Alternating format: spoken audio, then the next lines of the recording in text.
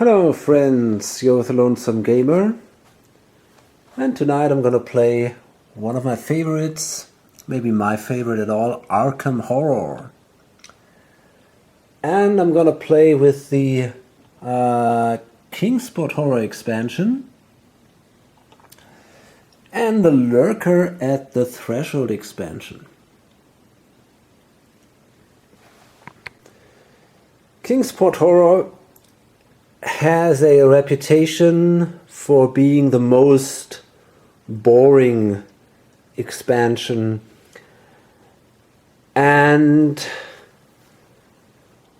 that might be true in some way, although I would not say boring, but I think it is possibly the least challenging expansion of the three big box expansions. But there are some house rules outside, and I also developed some of my own that I think spice it up quite a bit, and that makes it an expansion definitely as interesting as the others. So, let's set up the game and let's see how it works. Okay, so the setup is done. It took me about over an hour or something. But now we're ready to go, or nearly ready to go. I've chosen 4 investigators. And the first one is Tommy Muldoon, the rookie cop. And let's read his story. Tommy Muldoon wasn't sure what was going on in his crazy city. He'd no sooner graduated from the police academy in Boston than he'd been loaned out to the Arkham Sheriff's Department. That wouldn't have been so bad, except that some of the stuff going on in Arkham was right out of a bad horror novel. Weird creatures in the woods, people found turned inside out, and worse. Still, Tommy had sworn to protect and serve, and he would do his best to live up to those vows, no matter what. Besides, he had his trusty rifle, Becky. What could go wrong? Standing in front of the police station, Tommy feels a shiver run down his back as he thought, "Okay, Tommy," he mutters to himself, "time to be a hero." Fine. And here we do have the miniature of this guy.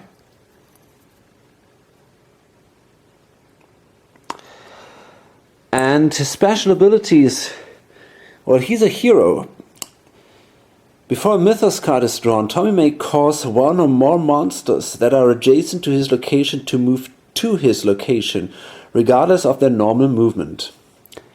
On the force, Tommy may not be arrested. In addition, it only costs him 1 gate trophy or 5 toughness worth of monster trophies to become Deputy of Arkham. So I guess this is definitely something that will happen during this game. He starts with $2, so let's take the money. 2 clue tokens.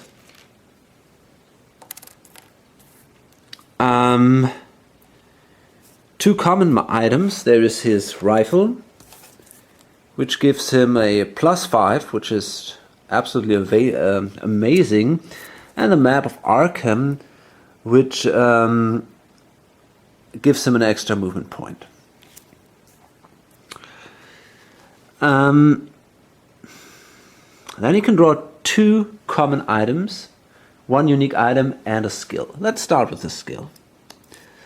So that's run. +1 speed. Any phase, once per speed check, you may re-roll all dice, showing a result of 1. Okay.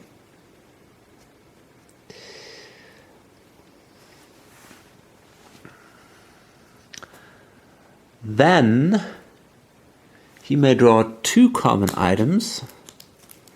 So there is the Dusty Manuscripts, they are not that great for him, but he might actually change them or trade them with another hero.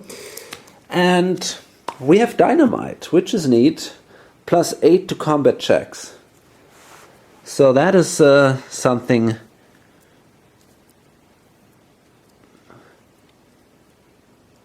that will give him definitely a big advantage. And then he starts here into the police station right there. So the next character is Daisy Walker, the librarian. And books have always been the most important thing in Daisy's life. She started reading tales of horror at a young age, thrilling to the terror of Edgar Allan Poe, of Stoker's Dracula. She explored in fiction what she abhorred in life: horror, violence, fear. Then she stumbled across the John Dee edition of the Necronomicon. It was macabre indeed. It was also blasphemous, unholy, and too awful to be real. Frankenstein and the Raven were forgotten. The chills that ran down Daisy's spine were not those of a forbidden pleasure. A new horror was born in her mind, a terror that such things could be. There were more books after that, De Vermis Mysteriis, Culte de Gül, each worse than the last. She read them all in a mounting panic. Could they be real? Could the things they spoke of be true? Now she knows it to be so. The thing that appeared in the library was something she'd read about in the Ponape scripture. If the thing was real, then everything she'd read about might be real, in which case Daisy is the only one who knows how to stop it. Okay. There she is. Wait a second. Here we go. There she is. And she's a careful reader. Daisy never loses sanity from reading a tome. Anyways, Daisy's sanity cost to cast spells is always reduced by 1. That's the Iron Will. She starts in the library, of course, which is right there. She starts with $5, which is neat because it's exactly what she needs to go to Yelp Magic Shop and buy a spell. 1 clue token. After all the reading, she only has 1 clue token, which is a little strange. Then she's got that unique item, Livre Divin. Discard and spend 2 movement points to make a Law -2 check. If you pass, search the spell deck for a spell of your choice and take it, then discard Livre Divin, list 2 sanity. If you fail, nothing happens. Okay,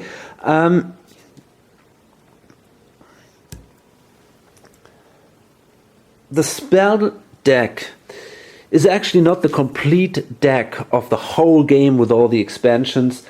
I just took maybe about half the spells, randomly shuffled them all together. So she's a little limited here.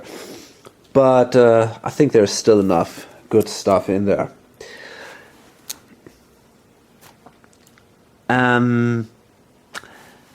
She starts also with 1 random common item. That is the Director's Diary. Discard this card when the terror level is increased to reduce the amount by which it is being increased by 1. Not sure if this will help so much, but, well. Then she has 1 unique item. Well, actually, I forgot to give him the unique item. So Tommy should also get a unique item, and this is another tome. It's the Book of the Believer. Movement. Discard this card and spend 2 movement points to make a lore -2 check. If you fail, gain 1 clue token. If you succeed, draw 1 spell and gain 1 clue token. So that's definitely also the right book for Daisy Walker. These two have to meet, and then he will give her the dusty manuscripts and this Book of the Believer. I'm gonna organize this later. Okay, and well, she then gains a unique item. Oh, another book, another tome, True Magic. Movement. Exhaust and spend 1 movement point to make a lore -1 check. If you pass, gain 1 clue token and lose 1 sanity. Well, that sounds awesome. Because she never loses sanity from reading a tome.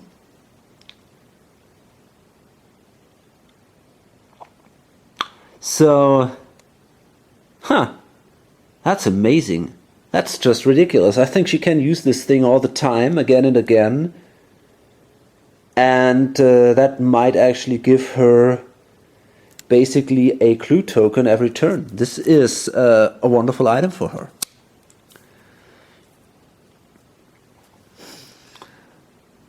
Then we got a spell. So let's see what that is. That's good. Flesh Ward. I think this is a good one. So we got a casting modifier of -2 and a sanity cost of 1, which is, I think, reduced by 1, exactly. Cast and exhaust to ignore all stamina loss being dealt to you from one source. Discard this card if the Ancient One awakens. Great card.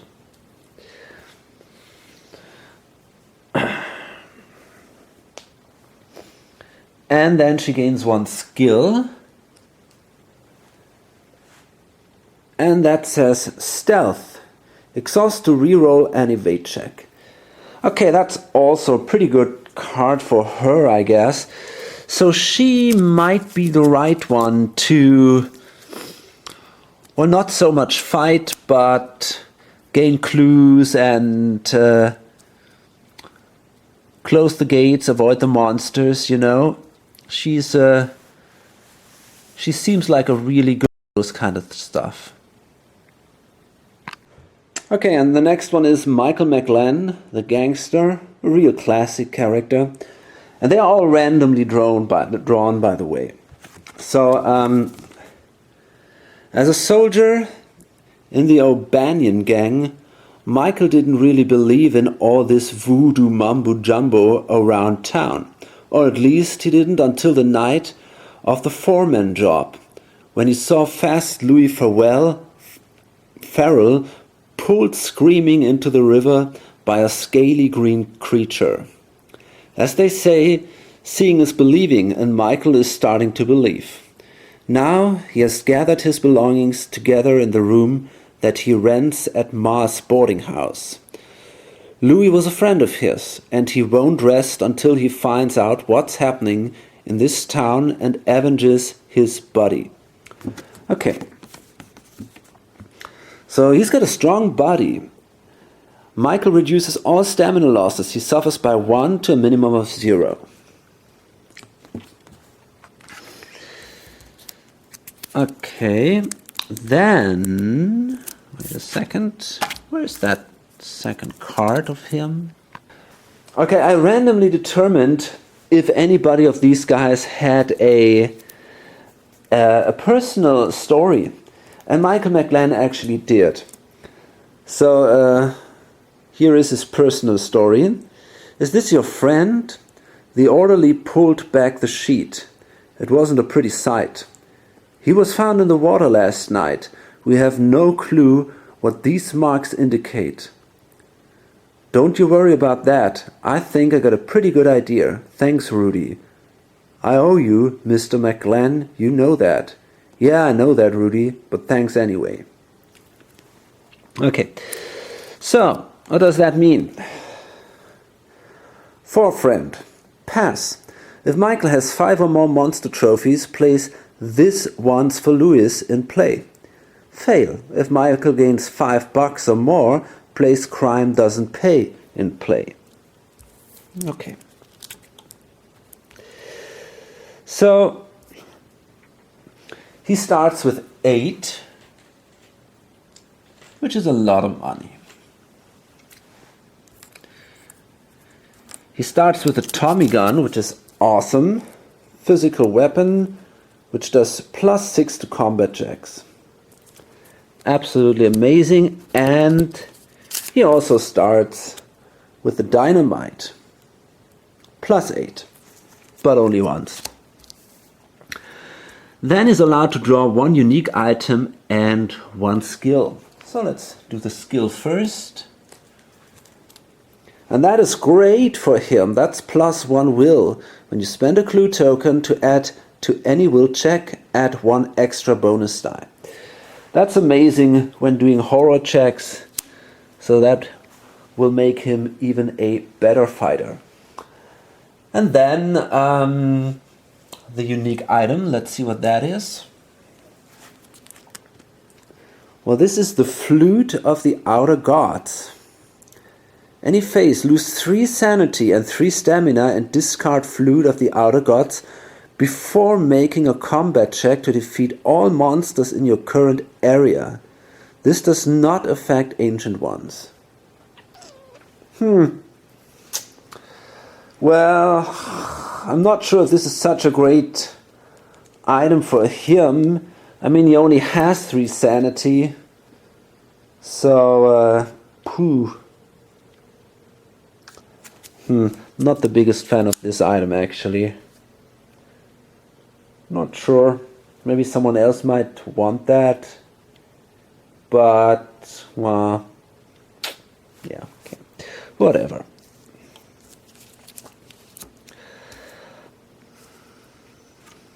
Okay. And his miniature is this one here.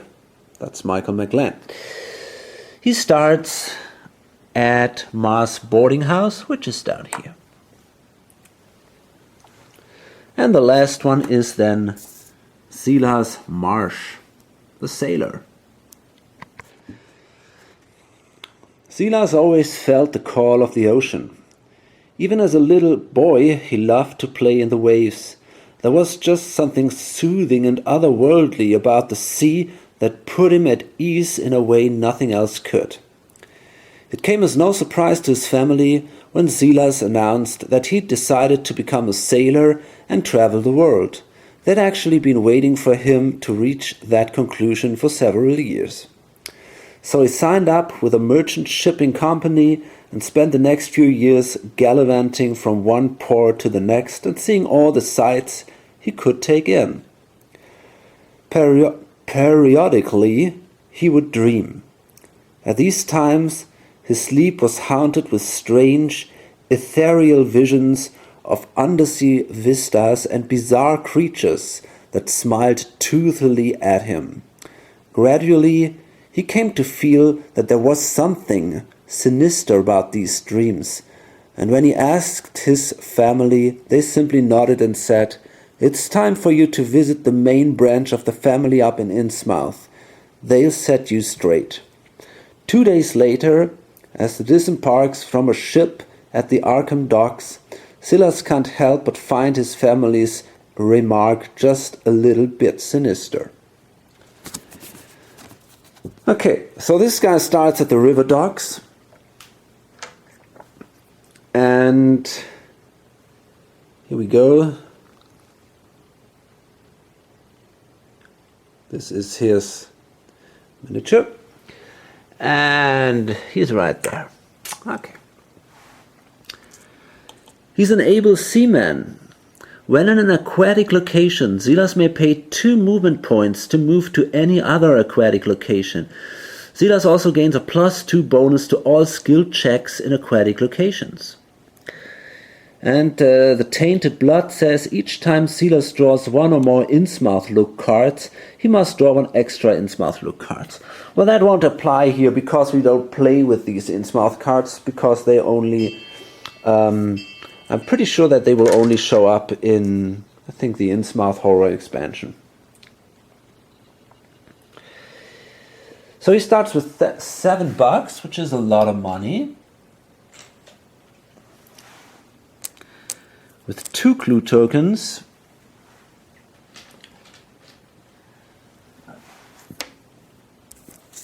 And the Cavalry Saber, which we have here.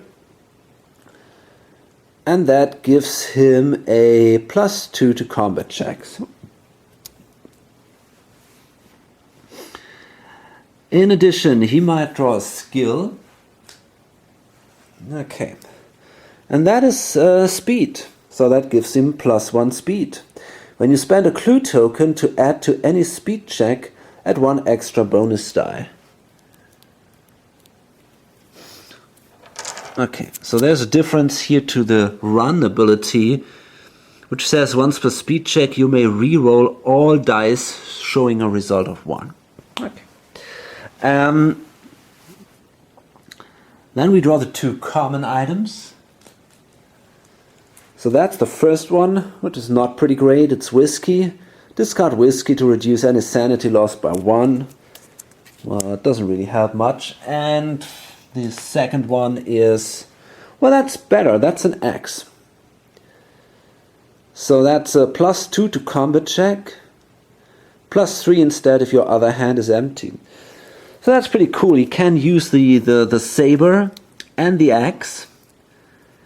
And, well, then he would have a +4. And that's a decent combat bonus, I guess. And finally we can draw a unique item here.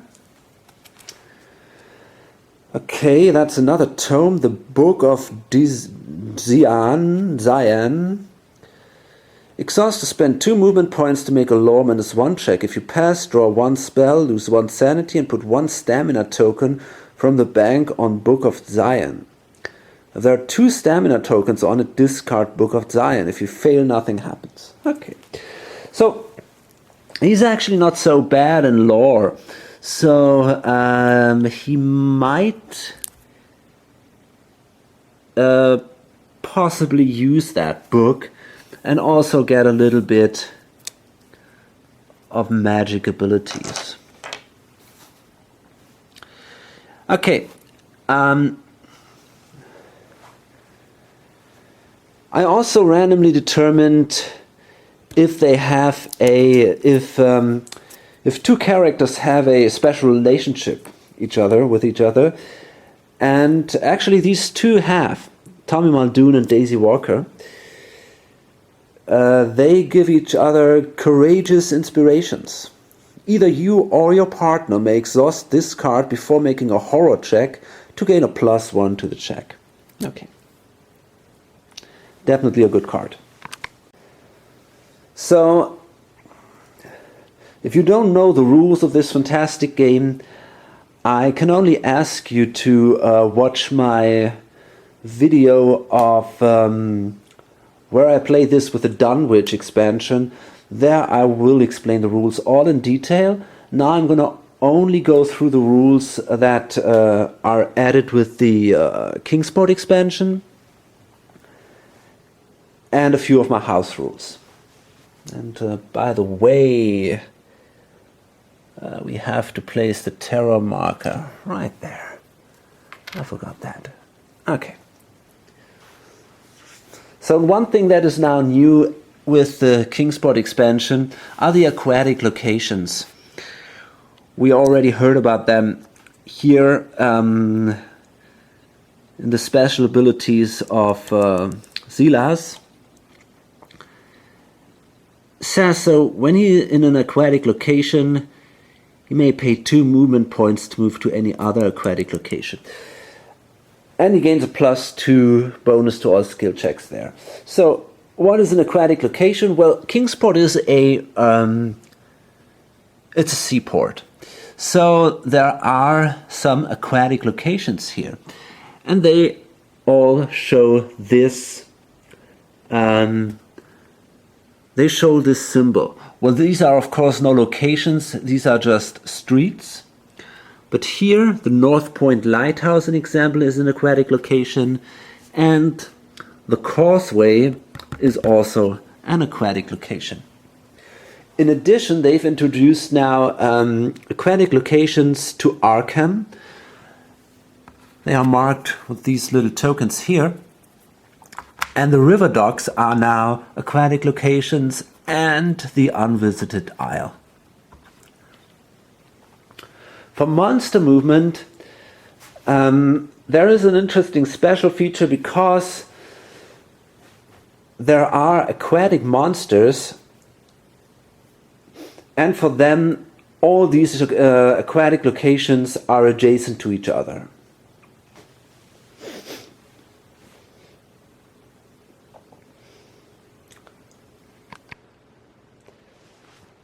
I also randomly determined if there will be a herald in play, which is not the case. We also don't see a guardian, but we actually have an institution in play, and this is the organized crime.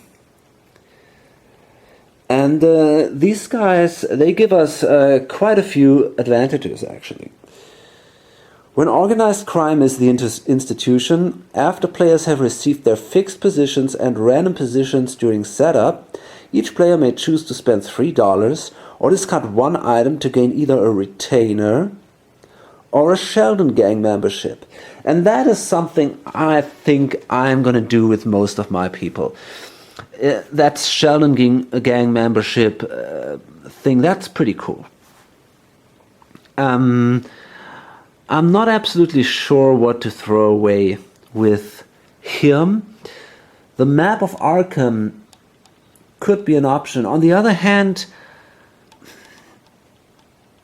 I might want to give that to Daisy because she's actually pretty slow. The Book of the Believer, no, also not, I guess. That's a tough decision. Sadly, I don't have enough money to do that. Ah, damn it. The dynamite is painful. So I'm not even sure if I want to do that with him. I want to keep all these items. They're all pretty cool. I could think about throwing away the dynamite. I mean, it's a pretty tough decision, but on the other hand, being member of a Sheldon Gang is also very cool. So here you can see Sheldon Gang membership.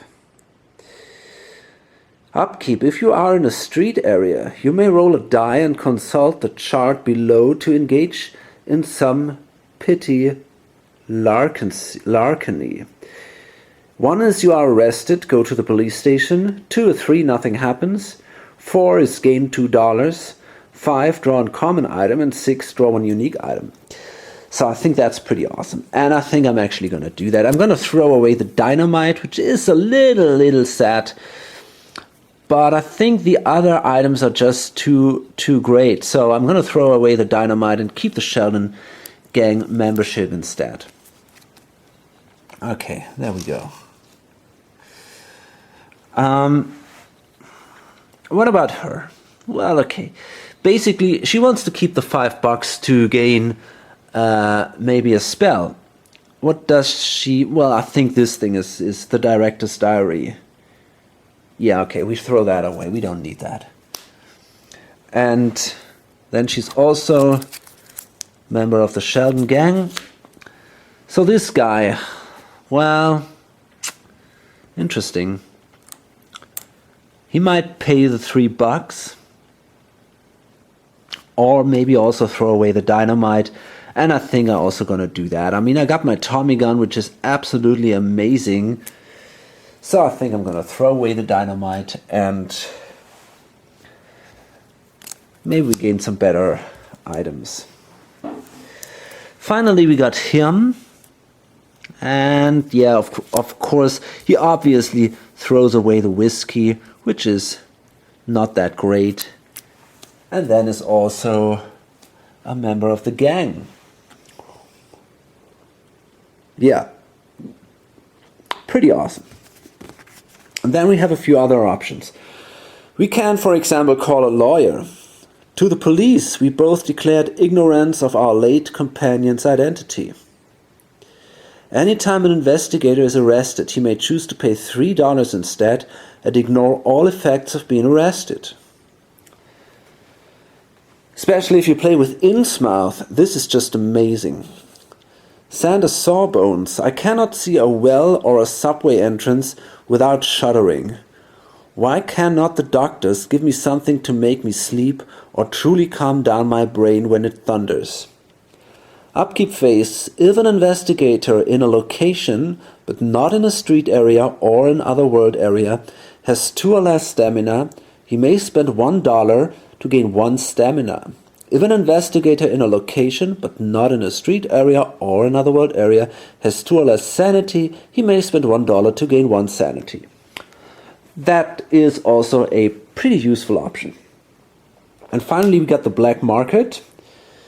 Desire to avoid needless explanations in case of unexpected police intrusions prompted these plans for a quiet and unostentatious departure.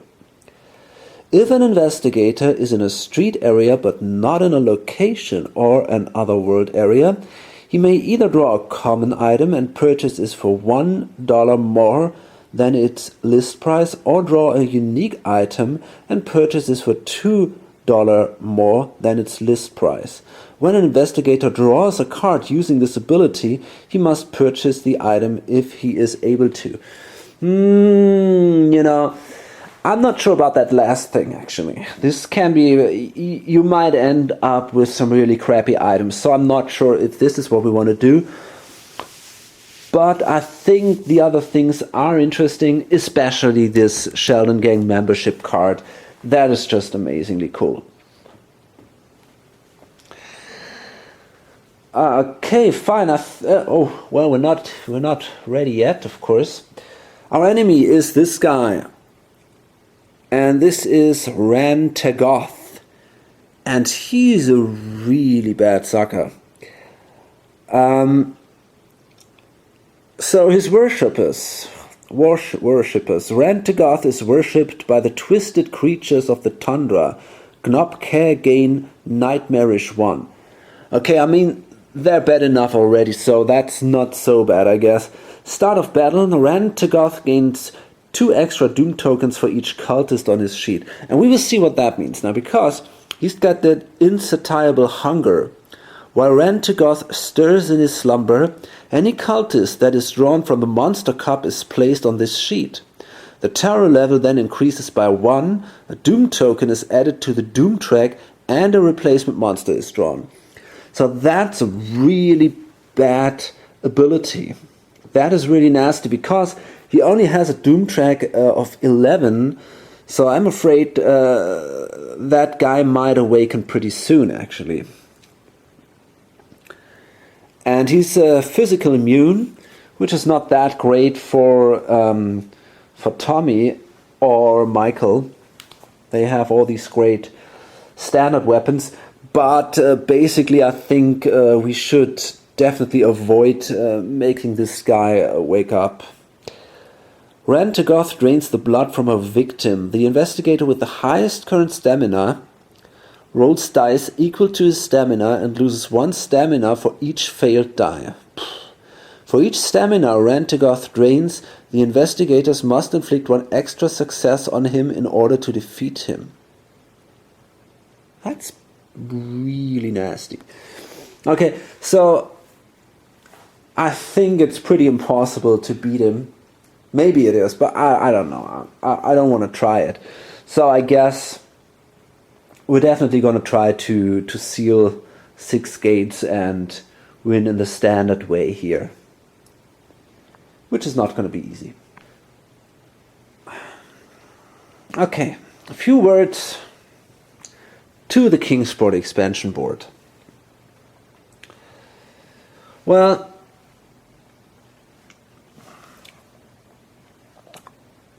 the way to get from Kingsport to Arkham is via train, usually. And from the train station, you can go here to Central Hill. And there are these 3 rift markers here. And these are basically, they're pretty much like gates, a little bit actually. And every time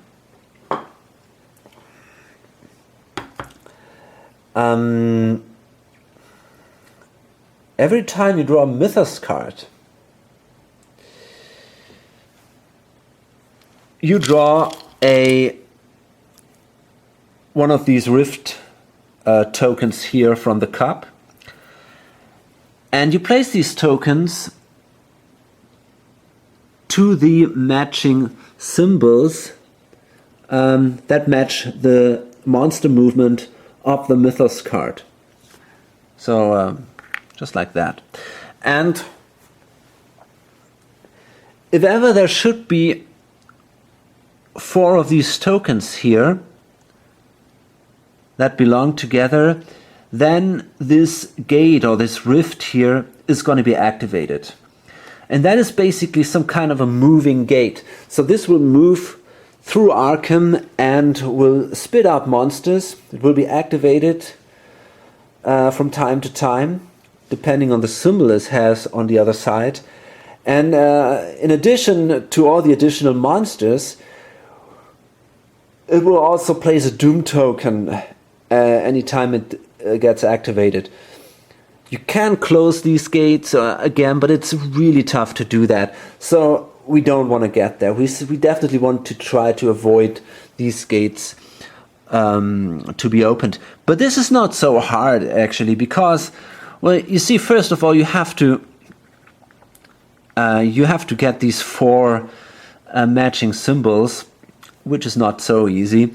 And then it's not hard to get rid of one of these things. If you have an encounter on one of these locations, and you see every one of these symbols has a special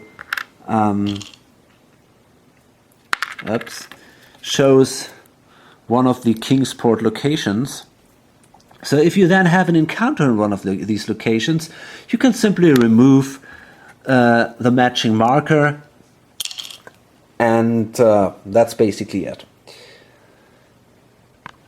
And because all locations in Kingsport are actually safe locations, they all show this green diamond here. And most of the encounters are not that bad.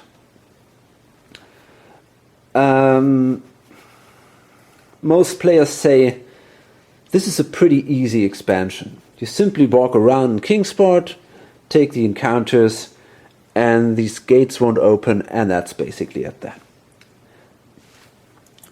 And as I said, that might be true in a way. But there is an interesting rule on BGG which makes these things a little more interesting. And it basically works in a way that we will have we have 2 unstable locations in Kingsport. We will randomly determine them by drawing from the cup. And by the way, you can find all these house rules also on my homepage, lonesomegamer.com. So we have an unstable location here, and we're going to mark that with one of these markers here. And we draw the other one, and that is this one here. They're sometimes a little hard to distinguish, but this is, I wonder what that is actually. It's the rope and the anchor, that one here. So this would be then our second unstable location. Okay. So, and as you might guess from the name unstable location, it means that it is possible that a gate opens in these two locations. And the way that works and what that means for the gameplay, I'm going to explain all these things if it happens. And we're also going to place clue tokens at these unstable locations. And finally, we're gonna draw the first mythos card. And maybe you remember, we play also with the what is it called, this expansion? The damn it. Yeah, the Lurker at the Threshold expansion. So we have these extra gate cards and these extra mythos cards here. We also have these extra location cards, all from this expansion. So what I'm going to do now, before I draw one of these card types, I'm going to roll a die. And on a 5 or 6, I'm going to draw from the expansion deck, and on a 1 to 4, I'm going to draw from the standard deck. So let's see. Okay, well that's a 5 right away, and we draw from the expansion deck. And it says Early Frost. So let's see. Well, classic. A gate opens at the Independence Square. And by the way, we have also some extra gates here. These gates, and again we will roll a die to see. Well, that's a 2 this time, so we take a standard gate. This one leads to the Dreamlands. The clue goes away.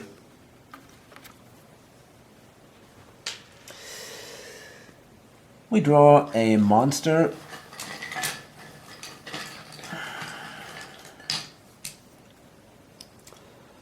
Okay, and that is a Deep One hybrid. Okay, and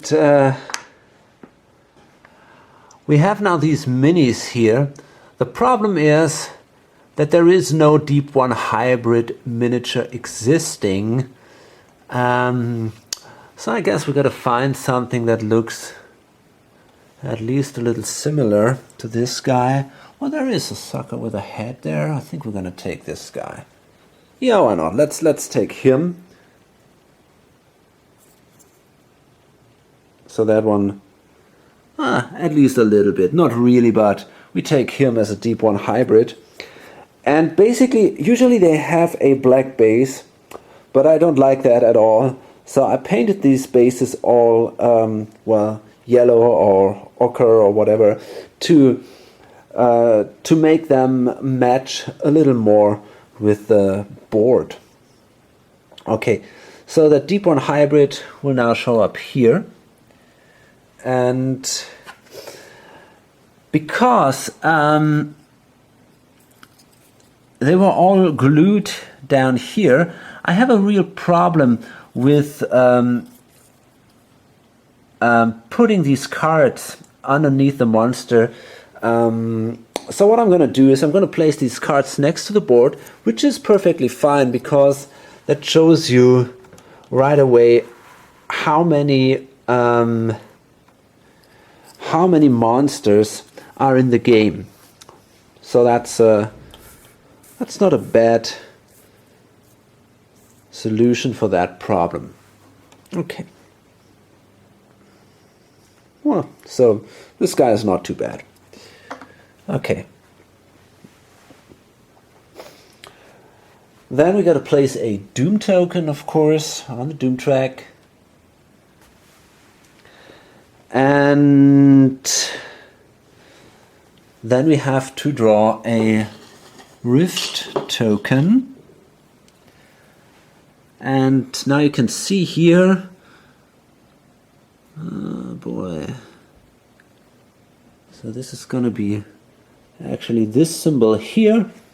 So we're going to place a rift marker there, and right away we've drawn that marker of the unstable location. So that means another gate opens up here. But, so that's now a little special. Each time a rift progress marker depicting one of those locations is placed on the rift track, open a gate at that location, place a monster there, and place a clue token at a location depicted on the immediately adjacent rift marker that shares the same movement pattern, or if not, a blah blah blah blah. Well, there are no adjacent rift markers, so we won't see another clue token, sadly. Okay, if there are no adjacent markers on the rift track, no clues appear. Okay. Monster searches in Arkham only affect the baseboard. Gates in Kingsport don't count against the gate limit, nor do they advance the doom track upon opening. Gates in Kingsport cannot be sealed, only closed.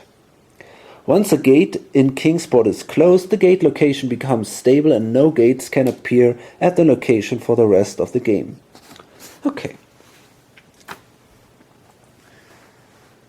So basically it's just an option to make things a little more interesting.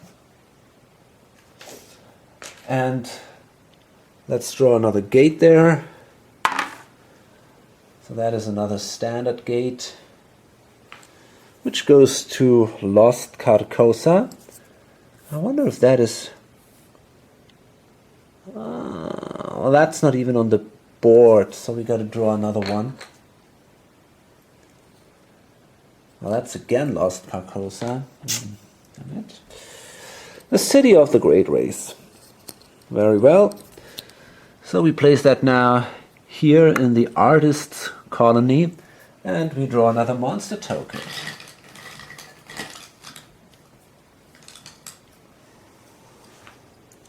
And that is a Warlock. Okay, so this is actually our Warlock. And he shows up here.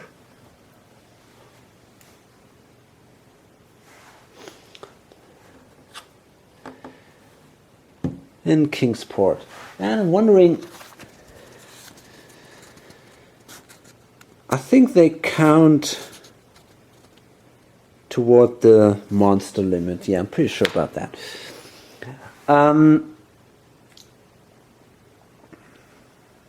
Okay. And then we will actually place a clue at the unnameable, which is here.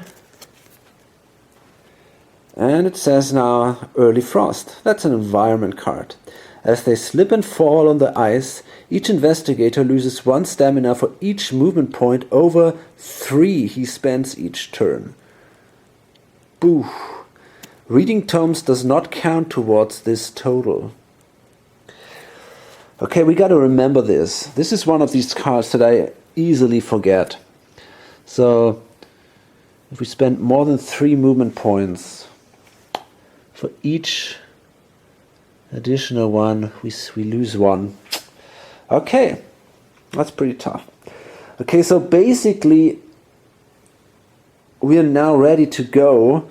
But to be honest, this video already went for quite a long time, so I think I'm wondering if I should load this up right now. Yeah, I think I will actually load this up, and well, I hope to see you then when the game starts in the next video or on lonesomegamer.com. Until then, bye.